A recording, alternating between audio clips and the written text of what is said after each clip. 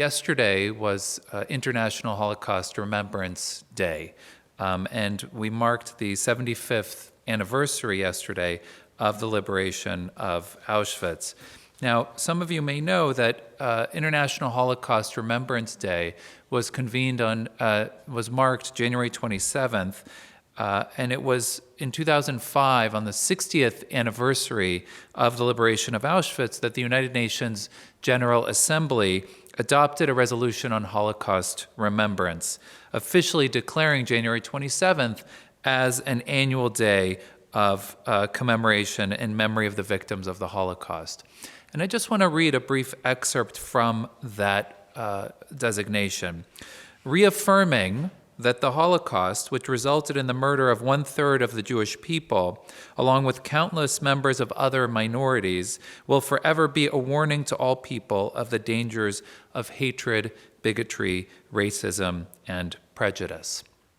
Now, yesterday we marked the 75th anniversary of the liberation of Auschwitz. And I don't know how many of you have been down to the Museum of Jewish Heritage. How many people have seen the Auschwitz exhibit? Okay, a large number of you have seen the exhibit Auschwitz Not Long Ago, Not Far Away, which is at the Museum of Jewish Heritage, which is meticulous in its detail and includes an astonishing array of artifacts, maps, photographs, videos, and more that accomplish, I think, the goals of the exhibit to remind us that Auschwitz haunts our world today, even as the last living survivors pass from the earth. But I had this feeling as I was going through the exhibit with a group from Hartford that was also touring the exhibit, that I wondered, can we still say that the Holocaust, to quote the United Nations designation, serves as a warning on the dangers of hatred, bigotry, racism, and prejudice? And I say that I find myself wondering this a lot as someone who's very much involved in Holocaust education, who thinks a lot about this question of why, not why is it important to teach, but what are the goals that we have in teaching this subject? What do we hope that our students will take away from this encounter with the worst that humanity can do? Do we hope to foster empathy for the plight of the other, to make our students aware of the steps that can lead to social isolation, ostracism, discrimination, persecution, and genocide? Is our goal to remember the victims, to honor their memories, and make sure that they did not die in vain? Or, and here I think about the poem that Primo Levi uses in his introduction to Survival in Auschwitz, or If This Is a Man. He asks us at the end of this poem, where he asks us to consider if this is a man who works in the mud, who does not know peace, who fights for a scrap of bread, who dies because of a yes or a no. He asks us to meditate that this came about, to remember that this came about, to carve it into our hearts at home, in the street, going to bed, rising, and to repeat it to our children. And if we don't, he says, may your house fall apart, may illness impede you, may your children turn their faces from you. So above all, I would say that we must meditate that this came about, that the existence of places like Auschwitz serve as a reminder just of what humans are capable of. And when we teach about Auschwitz, we must remember that the camp stands as a symbol of the failure of humanity to fail to stand up to unchecked hatred, bigotry, and tyranny, as a symbol of the challenge that confronts good people when faced with the absolute worst of human behavior. The state of Connecticut, as many of you may know, passed a law in May of 2018 mandating Holocaust and genocide education in schools. And one of the things that, and I think it's wonderful, and I happen to have been very involved in the passage of this legislation, but one thing that did not happen when the legislation was passed was that there was no funding allocated for teacher training. And what this means is that it's up to us to take on this role, to train teachers, to train the next generation, to give them the resources for how to do this. So this is something that we're going to be working very closely together on, to provide teacher training and doing workshops so that teachers not only teach it, but teach it well. In the opening scene of Casablanca, released in 1942, and one of the 5 most popular American films ever, the camera zooms in on a map of Casablanca in relationship to Portugal. We learn that the refugees in Casablanca wait and wait and wait for visas to get to Lisbon, the great embarkation point for the, quote, freedom of the Americas. He's looking at you, kid. At the end of the film, its heroes fly off to Lisbon. Most Jewish refugees, however, reached Lisbon via far more torturous paths, fleeing through France, Spain, and Portugal, arriving destitute and forlorn. Many of them had already suffered social death, violence, and murder in their homelands. As they realized that their new European host nation didn't want them either, their situation added one more link to the chain of dehumanization that they bore. Therefore, this talk asks, 1, how did Portugal's attitudes and policies impact the lives of refugees? And to respond to this question, we need to answer several more specific questions. How did Jewish refugees escape Nazi Europe? How did they fare once they arrived in Lisbon? Why did Portugal open and then try to close its doors? More importantly, how did Jews react emotionally to their frightening odysseys, from impending doom to very fragile safety, and their fearful wait in an oddly peaceful purgatory? Before the war, almost half of German Jews fled their homeland. Many of those seeking asylum from the Nazis went to neighboring countries like France and Holland. Even after the brutality of the Austrian annexation in 1938, very few Jewish refugees from Germany or Austria headed to Portugal. Most didn't consider Portugal a very poor agricultural country under another dictatorship, even though until 1938, German citizens could enter Portugal without a visa.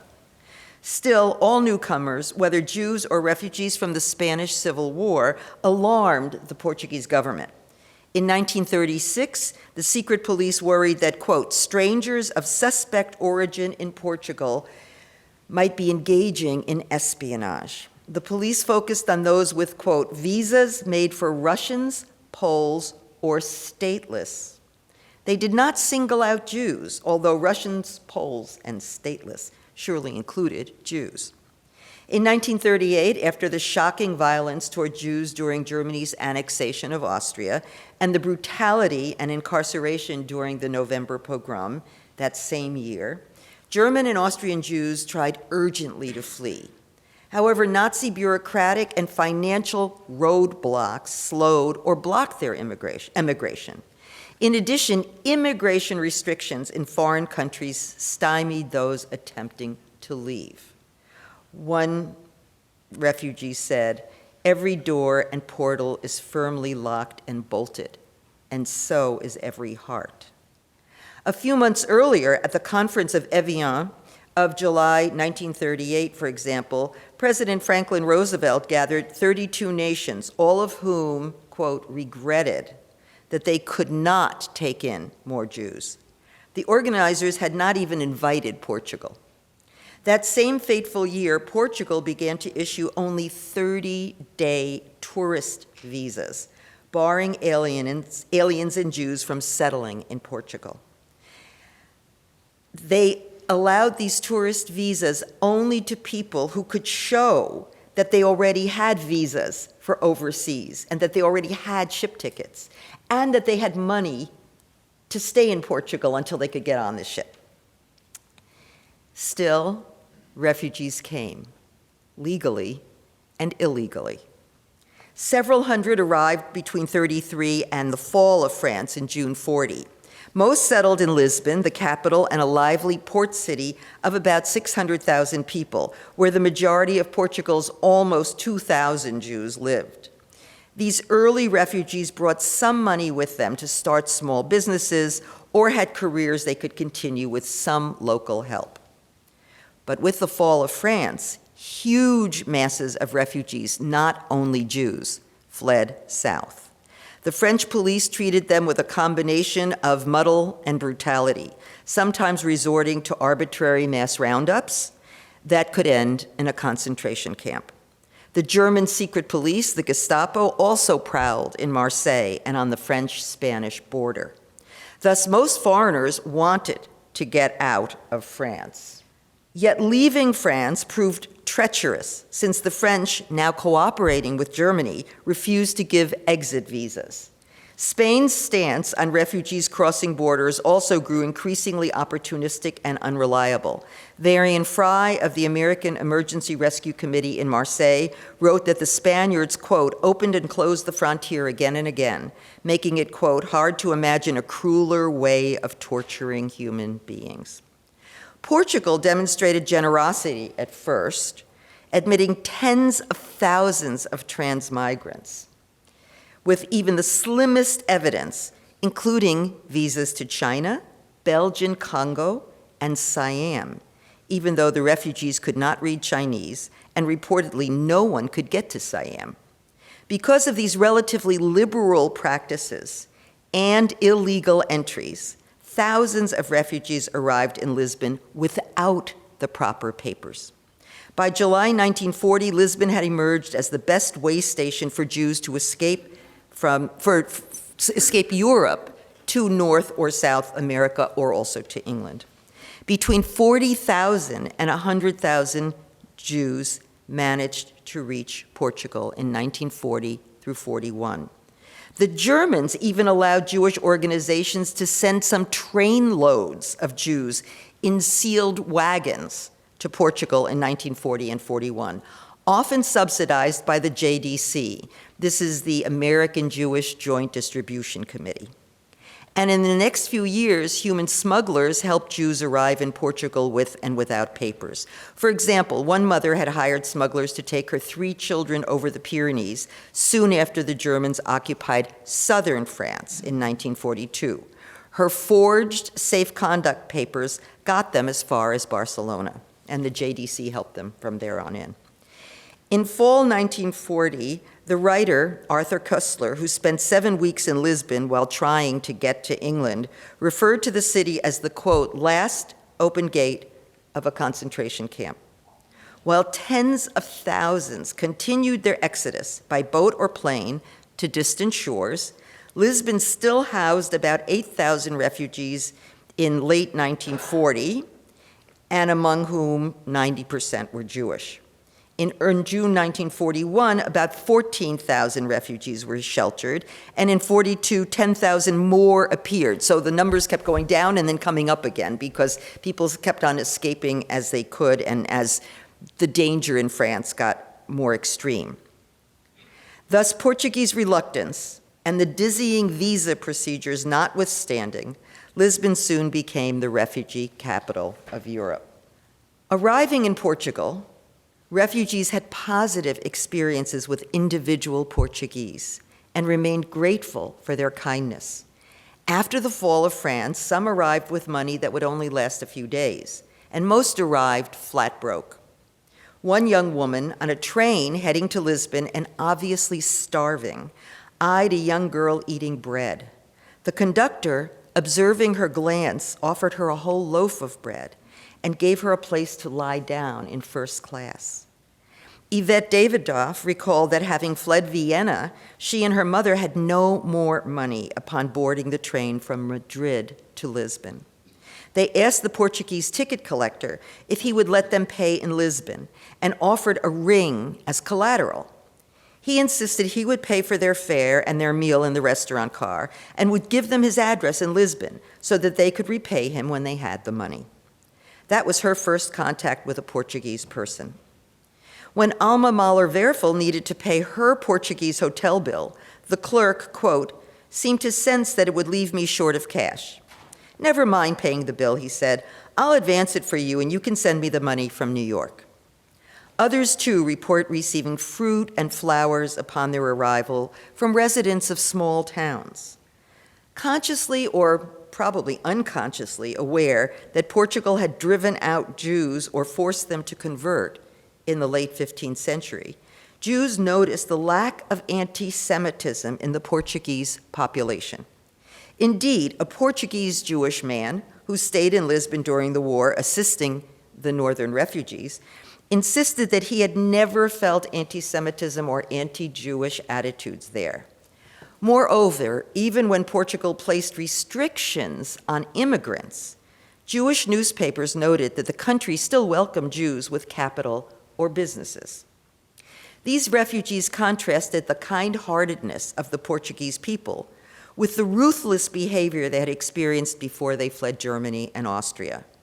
Grateful for such kindness, some refugees nevertheless noticed the culture clash apparent at first glance. Portugal was a society of stark inequality and highly visible, quote, indescribable poverty. Women took almost no part in public life, and the society felt, according to these northerners, quote, behind the times. But concerned with their own plight, most of these Northern Europeans saw Portugal as an interlude and simply tried to get along in the new surroundings. And the Portuguese proved hospitable to their new customers, tenants, and neighbors. Rare tensions occurred only when refugees tried to peddle or to work, competing with Portuguese trying to earn their living. Unlike the generosity and friendliness of Portuguese individuals, however, the government proved far more ambivalent toward refugees. At first, the government appeared to react slowly to the refugees. Its dictator, Antonio de Oliveira Salazar, ruled from 1932 until 1968. Portugal proclaimed formal neutrality on September 2, 1939. That's a day after Hitler attacked Poland. Portugal proclaimed formal neutrality and insisted that its hotels, casinos, beaches, and cafes could entertain anyone from either side of the war. In effect, quote, wealthy but homeless people from all parts of Europe, including both warring sides, could remain for the duration. Poor refugees, however, had to produce transit visas to show they planned to move on within those 30 days I just mentioned. Salazar and his minions stressed their neutrality, hoping to balance the Allies and the Germans for a variety of economic and political reasons, including opportunism and how the war seemed to be going. More specifically, Portugal had an alliance with England dating back to the 14th century. As significantly, Britain and Portugal maintained a centuries-old commercial relationship. Yet the warring sides both warring sides eyed Portuguese tungsten, needed to harden steel necessary for military production. Britain and Germany demanded more of this crucial metal as the war continued. The Germans used threats, bribes, and smugglers, but in the end received less tonnage than the Allies. Furthermore, the Azores provided a source of tension. Both the Allies and the Germans hoped to use those islands, located in the North Atlantic, for air and naval operations. Portugal negotiated with each side, but leased naval and air bases to the British as of October 43. By then, by October 43, however, Germany had suffered a major defeat at Stalingrad in January. The Allies had already landed in Sicily in July, and Mussolini had already been deposed in July also. Ultimately, and late, Portugal tipped toward the Allies. That's on an overt level. On a covert level, both Germany and Britain played roles inside Portugal that could make for a spy thriller. The British Secret Service, MI5 and MI6, infiltrated the Portuguese secret police, and the Germans established several German-paid and Portuguese-staffed spy networks. Ian Fleming, who wrote the 007 series, based his Casino Royale on a trip that he, as a Royal Naval Intelligence officer, took to Portugal in 1941. He gambled at the casino in Estoril, aware that spies of the warring sides played there as well. And I just recently saw a film called The Conspirators from 1944, which is about the Germans and the Allies playing, the Germans and the also anti-German resistance and the Allies playing and gambling in Estoril. It's really worth seeing with Hedy Lamarr, which might be a concept for some people here. It was a fabulous film. And the same hero, Victor Laszlo in Casablanca, is the male hero in The Conspirators as well. It's worth seeing. Strategic and economic issues certainly influenced Portuguese hesitations regarding refugees. But Portuguese leaders also worried about domestic issues. Some thought that the small country could not absorb huge numbers of immigrants. The Portuguese saw themselves as a land of emigration, not immigration, losing about 50,000 people a year due to their poor economy. Further, although the refugees provided new consumers and some foreign money from the aid organizations, the Portuguese middle class worried about potential business competition from Jewish refugees. Most importantly, Salazar feared all aliens, Jewish and non-Jewish, as possible liberals and leftists who might destabilize his regime. Significantly, Salazar did not evince overt anti-Semitism. For him, citizenship meant political and legal status. It was not a racial category. The government treated Jewish refugees of Portuguese nationality differently from those of other nationalities. Portuguese Jews were simply Portuguese. Although he opposed liberals, Republicans, and communists, which could have been interpreted as stand-ins or code words for Jews, he did not openly discuss Jews, nor use terms like Judeo-Bolshevik or world Jewry, as other European fascists did. He had come to power in 1932 at a time of virulent anti-Semitism in Europe, without ever using overt anti-Semitic rhetoric. Even Portuguese fascists, who were known as the Blue Shirts, disdained the kind of anti-Semitism rampant in Northern Europe. They admired Hitler, yet they did not oppose Jews entering Portugal to escape his violence. So you have to put those ideas into your head at the same time, and it's pretty confusing. The police certainly harbored anti-immigrant and anti-Semitic attitudes. But even as they harassed and threatened Jews, we know of few incidents where the police delivered them to the Germans. Individual Portuguese consuls also came to their aid. Against the desires of his government, Portugal's general consul in Bordeaux, Aristides de Sousa Mendes, wrote out at least 10,000 visas for refugees, Jewish and non-Jewish, from every part of Europe. And there's actually a committee that's working on this, and it may be much more than 10,000. I'm using the conservative estimate at the moment. De Sousa Mendes also sheltered refugees in his own home and issued so many visas that his government sent two officials to bring him back to Lisbon. And yet, even if Portugal recalled and punished Sousa Mendes and tightened its restrictions, contradictions abounded. The government decreed in 1940 that Portugal would not become a dumping ground for refugees, and yet refugees continued to enter with the active or tacit approval of the government. The majority of refugees came without money. Those with some possessions, rings or silver or cars, quickly sold them for very little. Moreover, those relatives and friends caught in the Nazi trap beseeched these same penniless refugees for help. The Jewish refugees depended on local and international aid organizations, especially Jewish ones. Starting in the summer of 1940, Lisbon ranked second only to Geneva in the amount of Jewish organizational activity. These organizations, starting with the Joint Distribution Committee, or the JDC, HIAS, HISAM, World Jewish Congress, and the Portuguese Jewish Relief Committees, supported refugees in a spirit of solidarity with other Jews, but also to prevent them from burdening the state. The JDC, founded to alleviate Jewish suffering during World War I, offered financial support, subsidizing many individuals and relief organizations.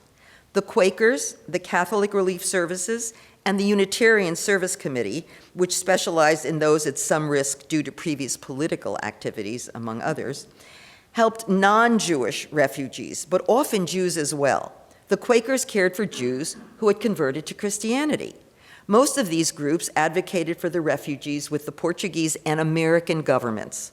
All of them, to some extent, provided sustenance and shelter, and also attempted to find visas and ship passage for refugees, especially to the US.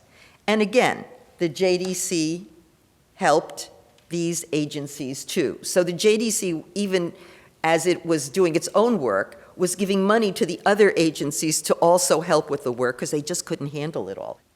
As people on the ground felt then, and as historians have since verified, the US State Department created a slow and cumbersome process. In part, its leadership feared what they called Trojan horses, supposed Nazi agents who might sneak into the US among the refugees. This spy hysteria, as well as anti-immigrant and anti-Semitic sentiments, affected policymakers, bureaucrats, and public opinion, and led to severe entrance limitations. Unknown to the helping organizations or the refugees, but to his and the United States State Department's lasting disgrace, Assistant Secretary of State Breckinridge Long had signed a memo to State Department officials in June 1940. This is exactly when the Nazis are coming into France, suggesting ways to obstruct the granting of US visas. Applications slowed down to a crawl.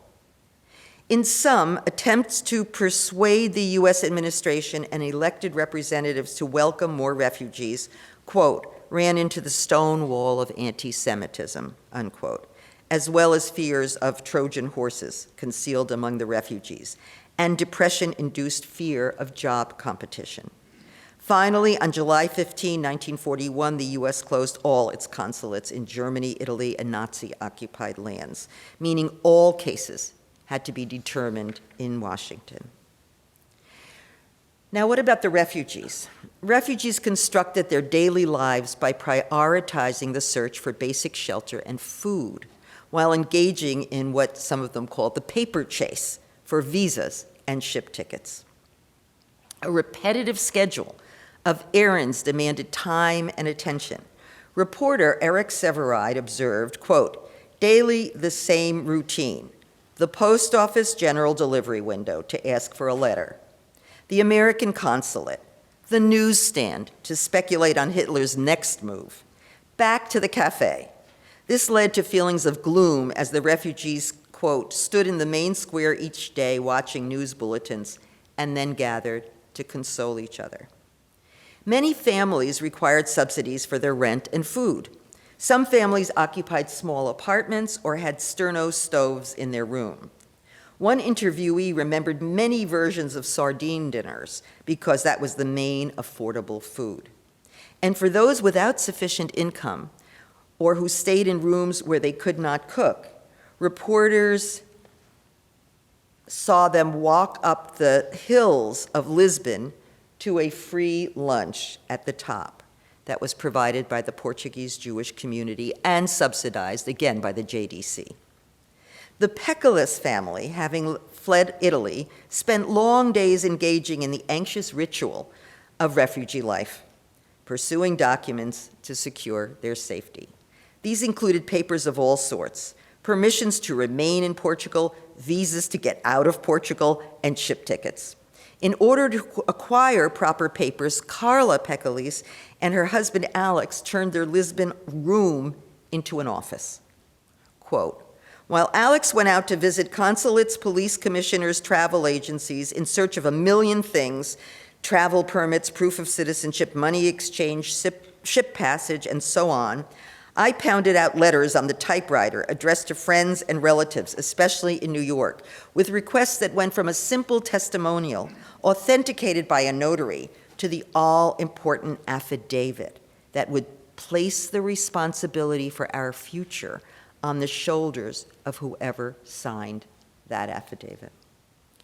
Refugees seeking visas waited on endless lines wherever they went. Erica Mann, on a short trip to Lisbon from England in the fall of 1940, had to appear at the police office for foreigners. She walked 8 minutes to the end of the line. The line at the American embassy, according to her, seemed to have no end at all. Arthur Koestler typically visited the British passport office or military attaché each morning, interrupting this routine only to send telegrams to London or New York. As a well-known anti-fascist, he too feared for his life, although he wrote, "I would happily die for an ideal, but I refuse to perish because of red tape." While waiting, refugees faced, quote, "a jungle of consulates, police stations, and government offices, bureaucratic red tape, loneliness, homesickness, and withering universal indifference." Carla summed up, "It would have taken the pen of a Kafka to depict the world of visas in all its surrealistic absurdity, that of a Dostoevsky to render the nightmare of the petitioner's struggle for survival." In the end, the refugees had only one occupation: waiting, waiting, and waiting. Besides pleading with consuls, most refugees also needed the financial and logistical assistance of the aid organizations. Daily interactions with these organizations provided relief and exasperation. The refugees themselves understood that American Jewish organizations offered a lifeline. Hans Zahl wrote that they paid the passage, the hotel, the boarding house, the room, the food they ate, the doctors and pharmacists they needed, and the pills for anxiety and sleeplessness. Heisem and JDC also paid for ship tickets that Zahl bought in a cafe once his visa to the US had arrived. Gratefulness, however, clashed with frustration, similar to the resentments and mistrusts that often complicate relations between social welfare organizations and their recipients. Most crucially, the recipients felt that the philanthropies didn't move fast enough, and they felt bitter about appearing as beggars over and over again. Hannah Arendt wrote, "I do not know how long we will have to stay here. At the moment, we have no transportation, and I will have to hassle with Heisem, which hasn't gotten nicer with time." Plus, she added, "a true battle rages over places on the ships." Ship tickets could cost about $320 to $500. $500 would be $8,900 today. And these are people with no money. It costs more, these tickets cost even more on the black market.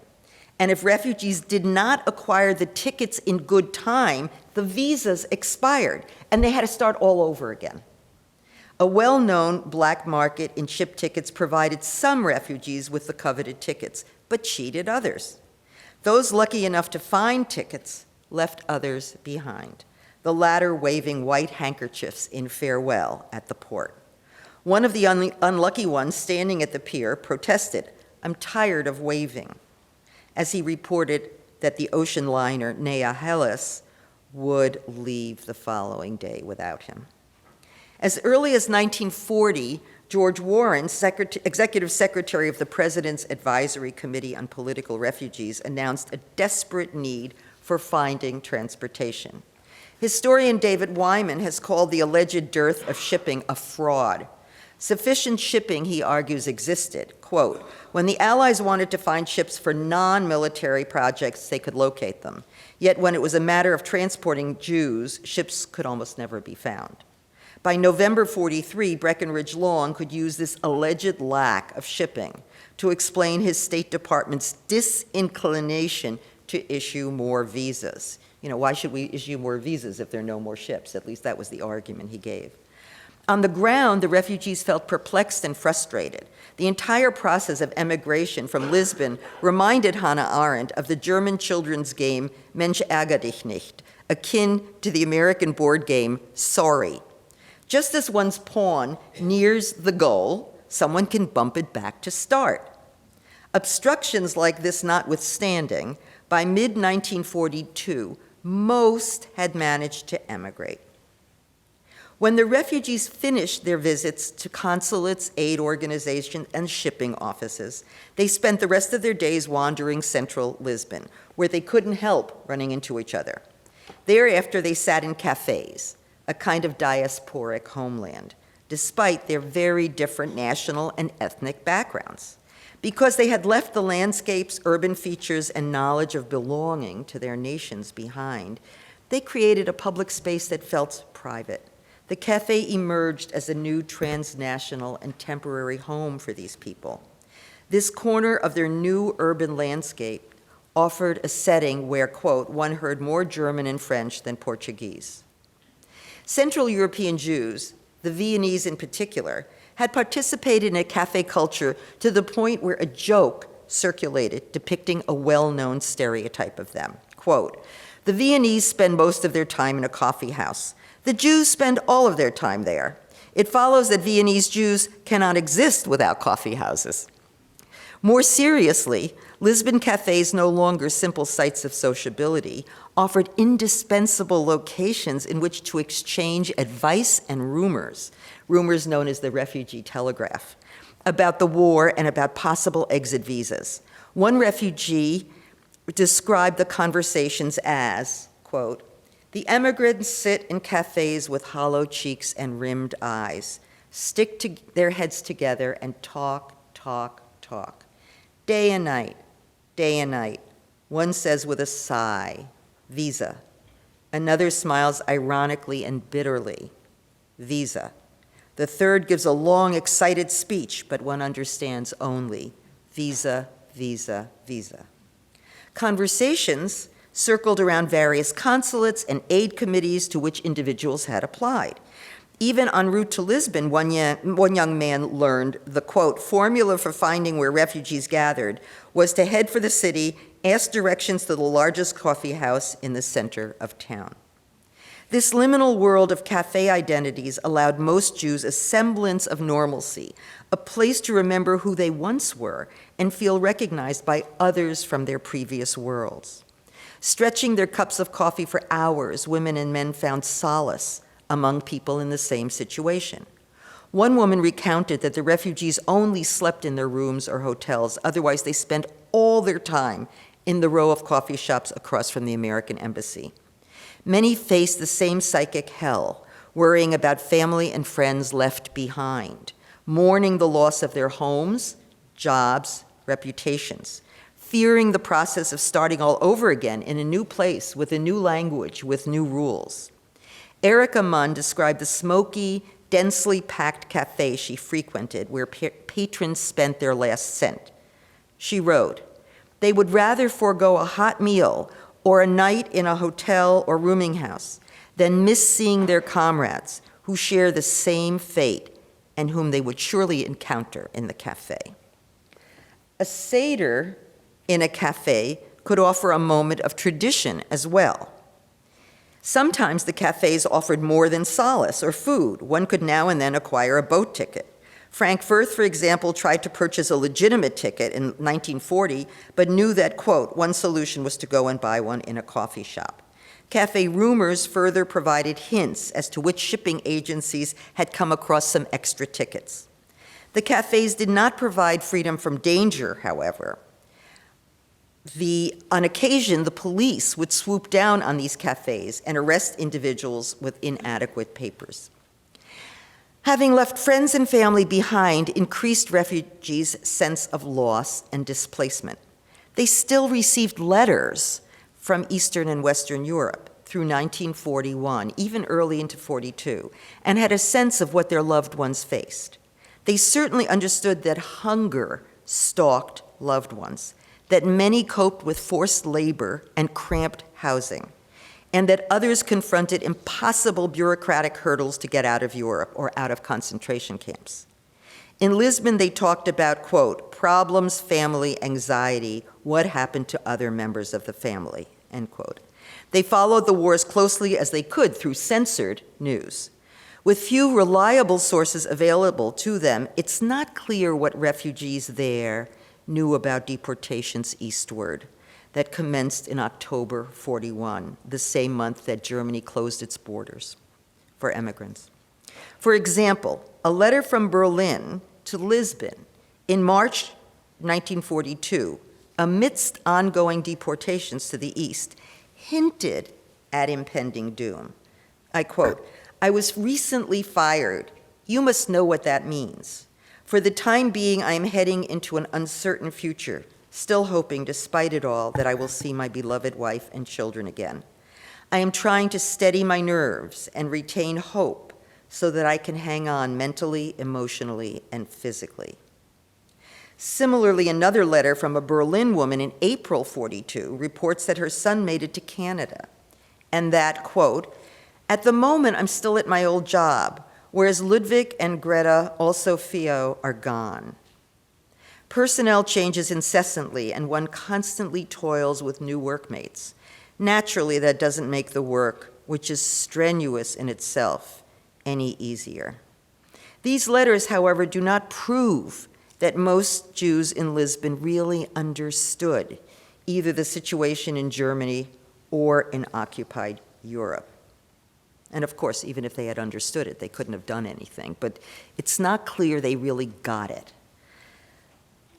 Those refugees, in conclusion, those refugees lucky enough to jump the myriad hurdles between their country of origin and the Portuguese coastline, had suffered enormous physical and mental anguish.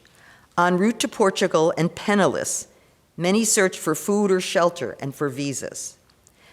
In quotes, thousands of people went through the garbage in Marseille, recalled one such forager, formerly a Viennese haberdasher. Others sat in, quote, hot, dusty, half-freight, half-passenger trains full of fearful refugees with or without the proper papers. Ambivalently and ambiguously, Portugal, a poor country whose dictatorial government feared foreigners and leftists, offered a relatively safe haven to refugees. Still, Portugal ultimately saved the lives of tens of thousands of Jews who managed to get there. Lisbon emerged as a symbol of temporality and transition as refugees applied for visas and ship tickets, sought friendship and advice in cafes, these meeting places of refugees from all over the world. Many, like Anne Curry's parents, spent most of their time in cafes after applying for visas to go anywhere. There they also shared news of loved ones gleaned from letters and cards sent to them from Germany and German-occupied Europe. Jewish and non-sectarian organizations provided aid to the refugees. These groups also interceded with the Portuguese authorities to assure the safety of the refugees and the patience of the government. And whereas refugees often voiced frustration with the aid agencies, they almost uniformly praised the Portuguese people, from consuls to individuals. The Portuguese left strong, positive impressions with the Jewish sojourners, even, quote, if it wasn't integration, but living together. The few refugees who remained to become immigrants appear to have both integrated with Portuguese society and maintained their own refugee circles. Daniel Blaufuchs, who is a filmmaker, depicted his grandmother's weekly canasta group of, quote, refugee ladies in a film. Several of these women had married Portuguese men, learned the language, integrated into Portuguese daily life. Blaufuchs's grandmother brought up, quote, a Portuguese daughter and 2 Portuguese grandchildren. As they gathered around the table, they spoke German and ate homemade German apple pie. Quote, that canasta table was a country where they found a part of themselves again, their German Jewish culture. Such nostalgia notwithstanding, this family celebrated victory over Germany with its Portuguese neighbors. Outside their home, they heard good wishes and shouts such as, long live the Jews. Thank you. I'm happy to take questions, comments, thoughts. Yeah, did the Nazis have a concern that so many Jews were in Portugal? They complained constantly, and the secret police, the Portuguese secret police, were split. Some of them had been trained in England, and some of them had been trained in Germany by the Gestapo. So they were split. The Germans would complain to the Portuguese. I can give one example, which is such a sad example. There was a couple who were very musical, and at one point they created like a Broadway show from the refugees, because there were so many refugees who played musical instruments or who had other talents, and it was called Thank You Portugal. And it was set up in Lisbon, and with a lot of help from a lot of Portuguese.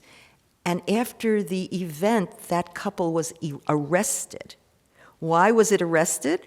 Because the Germans had complained to the Portuguese consul and to the government that, the Portuguese were being too nice to the Jews, and the Jews were creating this event called Thank You Portugal, and that was unacceptable. They went to jail. They were in jail for several months till the Quakers were able to get them out. But so they did not like it at all. But Portugal was also strange. Lisbon, you could walk past a storefront, which was, had flags of the Nazi Party and pictures of Hitler Youth, and then a storefront that had British flags and pictures of England. They were really in a weird balance. Same with newspaper stands. Newspapers mostly censored anyway, but newspapers from every country. So they had to read the newspapers and read between the lines. It was just amazing to me at all that Portugal took in so many. It was a small country, and most of the people thought of it as I said earlier, as a country of emigration. They went to Brazil because Brazil had a strong economy, a good agricultural economy, and Portugal was really a depressed country. High illiteracy rates, especially for women, but also for men. Very, very low salaries. The people who came and brought fruit or flowers to the refugees sometimes didn't wear shoes. It was striking how poor these people were and how generous they were. This is at the border. Now, in town, they wore shoes, but I'm saying that, it didn't look to the refugees as if these were very comfortable people. Yeah. Did they ever return Jews to their countries of origins? No, never. I mean, there was one very famous case of a journalist who was jumped on in the middle of Lisbon in open daylight and dragged back to Berlin, where he was killed. But that was one case. And the Portuguese didn't sort of bring him to the border, but the Gestapo was roving around anyway, as they were in Marseille, because it was neutral. So neutral meant you can come and you can come. But really, they did not turn any back that I know of. Yeah. So the question is, some Jews fled from Spain and went to Portugal during the Inquisition in the early years, and then they were thrown out of Portugal too, or forced to convert. And yes, today, if you go online and I guess hit Jewish in Portugal, there's now a village near the border that has an old synagogue, and it's turned into a museum. And there are now sort of Jewish tours of Portugal to see some of those ancient sites. And also in one of the university towns that refugees were sent to, because some of them were then sent out of Lisbon because Lisbon was way too crowded. It was completely sold out. So they sent them out, and they sent them to a couple of smaller towns. And in one town, some students picked up some Jewish teenagers, and they were talking, and they were being kind to them. And then they said, well, we know that Jews used to live here. So but I think some memory, but very small. Oh, I wasn't trying to say there was no anti-Semitism in the 15th century. But not today, in this period that I'm looking at, I'm always accused of not finding anti-Semitism. I didn't find it in the Dominican Republic either. So I had to look for it. And I found a little teeny bit of anti-Semitism in a Catholic newspaper. And the Catholic newspaper was annoyed. First, it was worried the Jews were trying to converted Jews. In other words, trying to reconvert them. There was one concern about that. And based on a fact, based on a man who was trying to do that. Then they were upset because the Portuguese Jews in Porto were building the biggest synagogue, and it was ridiculous, and it was too big, and so this Catholic newspaper was upset about it. So I looked it up, and I've actually visited it last summer, and it is the biggest synagogue on the Iberian Peninsula. And then they were worried because they said it was foreign money that built that Porto synagogue. And it turns out It was. It was English Jewish money. So, I mean, it turns out that half of the things they were mad about were true, but they just didn't like it. And then at the very end of the series of 3 or 4 articles, this Catholic writer argues that really the Porto Jews are not very nice people. The Porto Jews are not very good, but the Lisbon Jews are great. So what do you call that? You know, now I play with that, and I say partly they have to cover themselves and say the Lisbon Jews are great because Salazar was very, very good friends with Lisbon Jews. So it wouldn't have looked good if they had claimed the Lisbon Jews were as bad as the Porto Jews. But in the end, I could really not find much, and I was looking to stave off this, you know, the question of, well, you don't find anti-Semitism, come on, it's a Catholic country. And of course, that's true, it was a Catholic country, and I don't know what they were told at Easter, but remember also that what they look at here are, these people are refugees. They were kind to Nazis after the war, too. They're kind to refugees. That's an important thing to keep in mind. People are coming across the border, you know, and these little villages. So they were kind to Spanish, to the Republican side of the Spanish Civil War. So it's not clear that they were, you know, lovers of Jews or Judaism, but they were kind to refugees. Yeah, please. Okay, so I'm really glad you asked that question. The question is the question of Trojan horses, that inside this refugee community there would be Nazi spies. Okay, now you let in 200,000 people, maybe there was one Nazi spy, who knows? You know, it's likely, but it's so minuscule. But the reason I'm glad you asked that question is because the issue of Trojan horses came up in a debate in 2015 between 2 presidential candidates. And one of them said, we don't want any more refugees because they're Trojan horses. And it wasn't Hillary Clinton who said that. So that term is used now, just as it was used then. And it's a very powerful, you know, like people who know what a Trojan horse is, that's a very powerful, scary idea. So that's what the State Department thought. Frankly, it's anti-Semitism.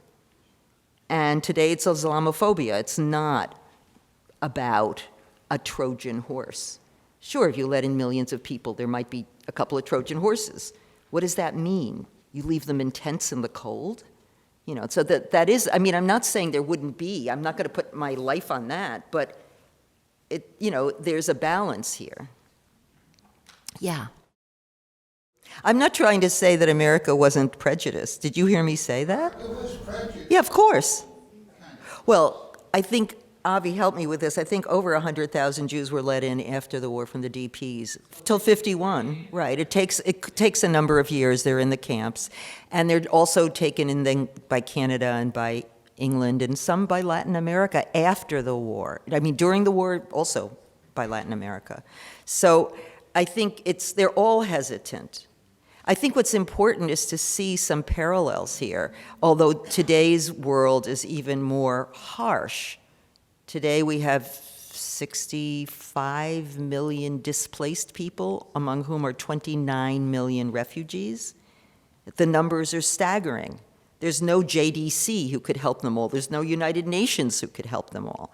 And people are closing the doors, except actually, I mean, there are countries taking refugees in. We have slammed our doors. I wanted to pick up on what you said at first, which is yesterday a divided Supreme Court, 5-4, allowed the Trump administration to begin implementing rules that make it easier for the government to deny limited income immigrants any residency. And now that was very much the case in the 40s too. That affidavit I talked about, that affidavit meant that if you had no money, someone had to vouch for you so that you would not become a public charge. And so they used that against poor people. And that's what they're going to do now too. So it's likely to become a public charge. It's been on the books forever. But for the last 50 to 100 years, it wasn't used very much. It was used when there were refugee crises, like World War II, and now again. So I wasn't surprised to see this. But there are some statistics that are kind of interesting here, because what is a public charge? Someone who gets Medicaid is a public charge, but you can't get Medicaid till you've been here 5 years. So it's not even that you are likely to get Medicaid, because until you are here 5 years, you're not going to get it. This was in yesterday's New York Times and Wall Street Journal, so you can look it up, this new Supreme Court decision. Thank you very much.